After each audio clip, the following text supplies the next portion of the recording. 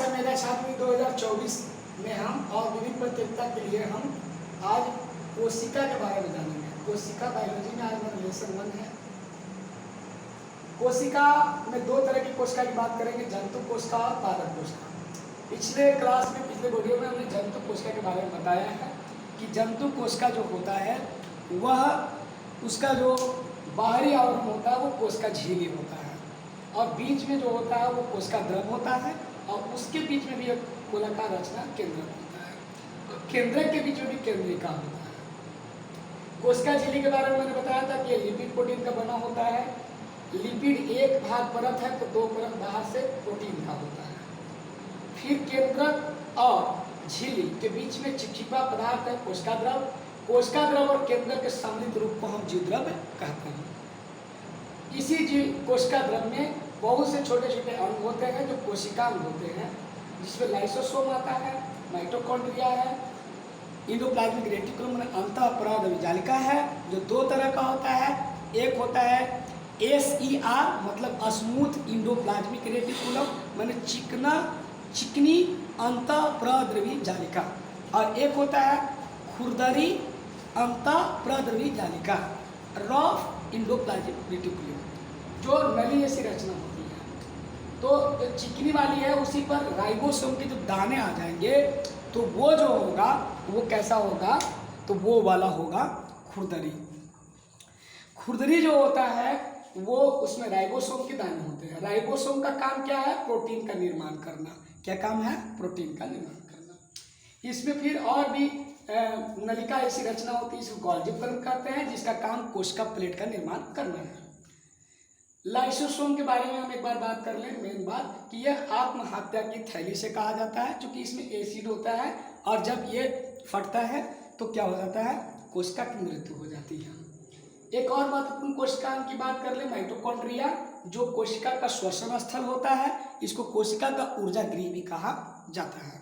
क्यों? क्योंकि कोशिका में जो रसोई घर भी इसको कहते हैं, क्योंकि यहाँ पर भोजन का निर्माण होता है, यहीं पर उसको ऑक्सीजन मिलता है। एनर्जी की रिक्वायरमेंट जो होता है वो यहीं पर बनता है। ये एनर्जी जो है वो ATP के रूप में संचित होता है। ATP क्या है? एडिनोसाइन ट्राइफॉस्फेट, जिसके बारे में मैंने यहाँ पर लिख दिया। उसके बाद हम पादप कोशिका के बारे में जानेंगे। शॉर्ट में ये बात कर रहे हैं, चूंकि ये 8वीं क्लास की सिलेबस पर आधारित है तो हम बात करेंगे। 9th में भी ये चीज़ पढ़नी है और भी विभिन्न प्रतियोगी परीक्षा में उपयोगी है। पादप कोशिका में बात करें तो झिल्ली जो प्रोटोप्लाज्म होता है उसके ऊपर एक आवरण बनती है, वो कड़ी रचना होती है, और ये जो कड़ी आवरण है ना उसको कोशिका भित्ति कहते हैं। सेलुलोज का बना होता है। इसमें भी केंद्रक होता है, इसमें भी माइटोकॉन्ड्रिया होता है, इसमें बड़ी राजधानियाँ होती हैं।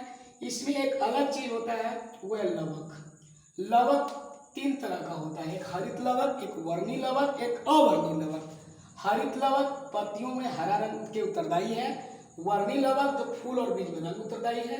अवर्णी लवक जो जड़ों में पाया जाता है, जो स्टार्च का निर्माण, यहाँ पर हम कह सकते हैं स्टार्च का निर्माण करता है। इसके अलावा हम कोशिका से संबंधित और कुछ महत्वपूर्ण चीजों को देख लेंगे। कोशिका जीवों की संरचनात्मक एवं क्रियात्मक इकाई है।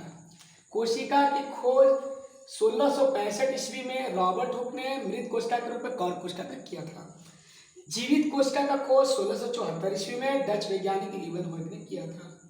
कोश केंद्र की खोज 1831 में रॉबर्ट ब्राउन ने किया था।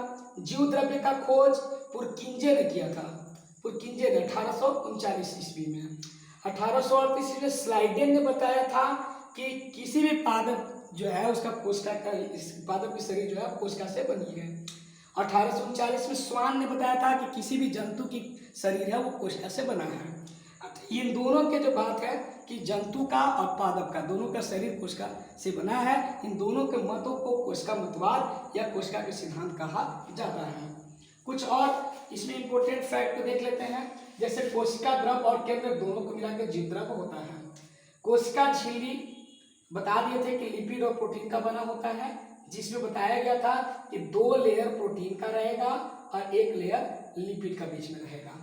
केंद्रक के अंदर DNA होता है या RNA होता है। DNA का full form deoxy ribonucleic acid होता है और RNA का फुल फॉर्म राइबोन्यूक्लिक एसिड होता है।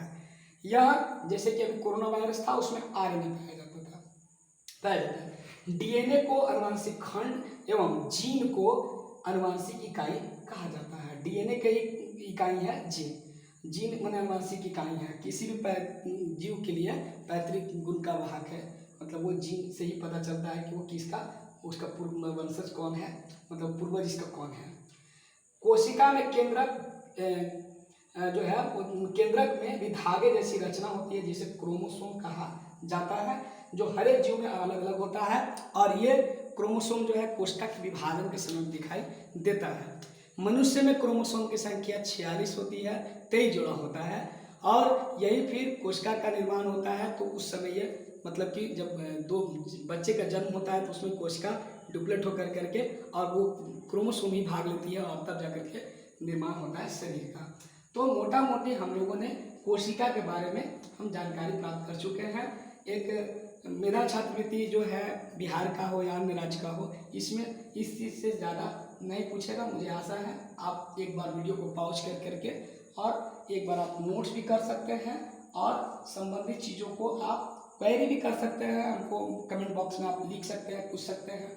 चैनल को सब्सक्राइब करिए आर.के. सुमन स्टडी, है ना, ताकि हमको बल मिले और हम आगे और आपको लगातार इसी तरह के क्लास देते रहें।